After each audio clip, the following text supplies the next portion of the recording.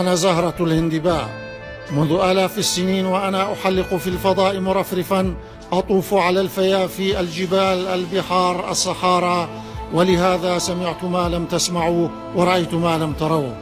في 21 من أيار عام 1864 فإن ما تعرض له الشراكسة من إبادة وكيف صاروا أغرابا بلا وطن في بلدان الشتات رأيتها بعيني وأنا عليه شهيد. منذ الآن فللأمة التي تعرضت للإبادة وهجرت قسرا، الأمة التي بعثرت في أطراف الدنيا، للذين يصارعون من أجل إحياء أمتهم وينشدون الحرية لكل الشراكسة، أنا اليوم رمزهم. منذ اليوم وإلى قيام الساعة فإن رأيتموني في أي وقت وأي مكان فلتذكروني على أني رمز الإبادة للأمة الشركسية، ولا تدعوا أحدا ينساني.